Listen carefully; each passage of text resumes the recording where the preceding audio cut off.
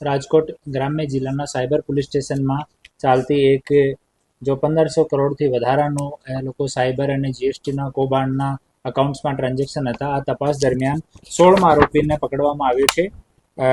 આમાં અમારા cyber police સ્ટેશનના પીઆઈ રવિ ગૌતમ સાહેબ અને પીએસઆઈ એન કામળિયા સાહેબ આ કેસમાં મહેનત કરીને મનીષ ખોડીદાસ ચોલેરા આ મૂળ અમરેલીનો રહેવાસી છે. એના અકાઉન્ટમાં આશરે 80 કરોડનું ટ્રાન્ઝેક્શન થયેલો છે અને 7 જેટલા અકાઉન્ટ છે એના યુઝ થયા છે.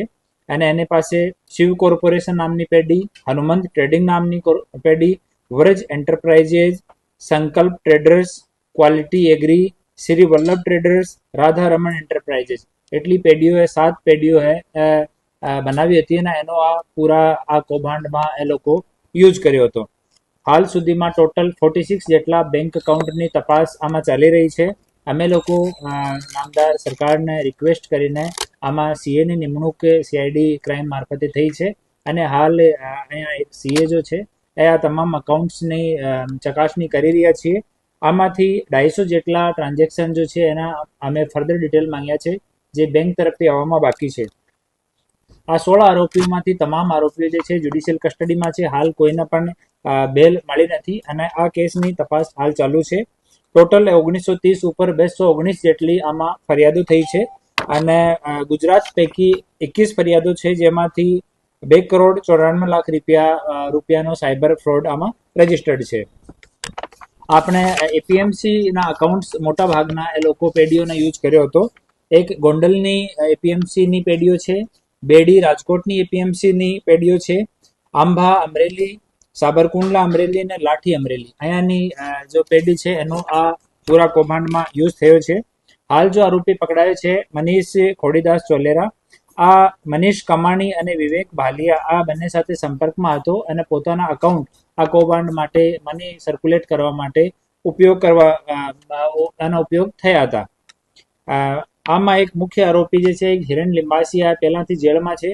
એની અમે લોકો ટ્રેવલ હિસ્ટ્રી જોઈ તો 1 વર્ષમાં 16 વખત વિદેશ યાત્રા કરી છે અને પોતાના સ્ટેટમેન્ટમાં પણ એ લોકો કીધું કે અહીંયાથી એ લોકો કીટ આપવા માટે દુબઈ અમુક સમયમાં જતા હતા.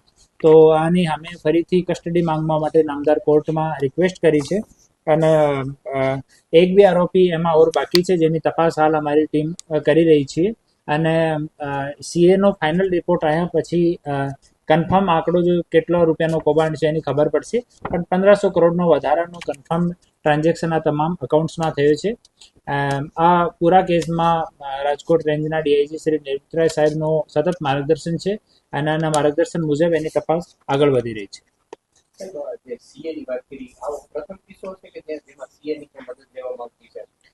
નહીં, અમુક કિસ્સાઓમાં જ્યારે પણ થોડો કોમ્પ્લિકેટેડ ટ્રાન્ઝેક્શન્સ હોય ત્યારે એક આપનું પરિપત્ર છે સરકારશ્રીનું જે મુજબ આપણે રિક્વેસ્ટ કરી શકીએ કોઈ પણ જિલ્લામાંથી તો સીએની ફાળવણી થઈ જાય છે.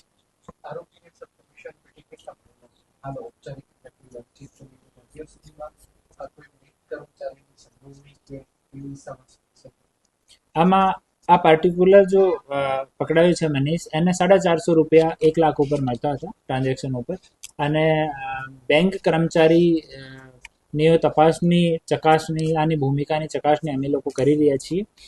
અમુક સ્ટેટમેન્ટ્સમાં અમુક વસ્તુઓ સામે આવી છે એની તપાસ હાલ ચાલુ છે.